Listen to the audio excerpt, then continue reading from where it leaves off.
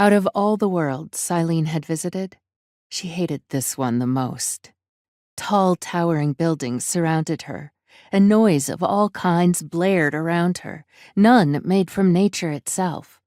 Cars, mobile phones, planes, and construction sites. A wild nightmare. Even the air was unnatural, tainted with smoke and dust, tainted with gloom and rushing footsteps. Gray. If there was a color to describe Asador, it was that. Even Asphodel, the death god's realm, was more colorful. But then Silene had always found more color in dying than living. She might be too partial to compare.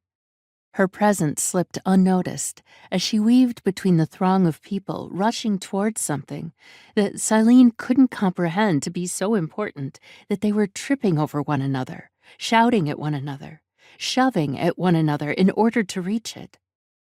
Even though humans couldn't see her, they all shivered as she made her way between them, towards what looked like an anomaly amongst the rest. A small stone temple, or chapel, hidden between two tall buildings made entirely of glass. Silene never kept track of what gods or deities humans prayed to, or what shrines they built to adore them. It didn't matter in the end. They all ended up in death's hands. Though Ezreal was a kind of god, she didn't think there were enough chapels or temples humans could build to have him spare a prayer for them. Death spared nothing. Everything had an expiration date as long as he existed. And Silene was there to collect for him.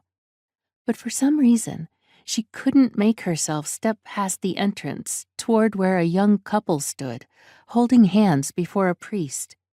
A bride and a groom. A wedding. The hairs at the back of her neck rose when a strange chill swept inside the chapel, gooseflesh spreading down her arms that were no longer capable of any feeling at all. Silene was merely a presence, an augur, half a soul made up entirely of death, the very essence of dying.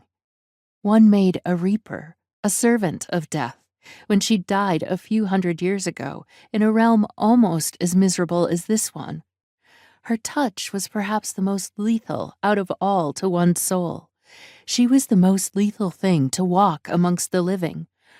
But there was just one thing that was lethal to her. Just one. One that had been lethal to her long before she died. There had only been a few instances when her unfeeling body had reacted to anything or entirely at all, and all those moments had one thing in common. A presence. Somewhat a man, somewhat a god. He looked like all three. It was how he deceived, hiding behind that tall human figure, taller than most, taller than his brother even, dressed in jeans and a white t-shirt that let you see all of the artwork in his upper body,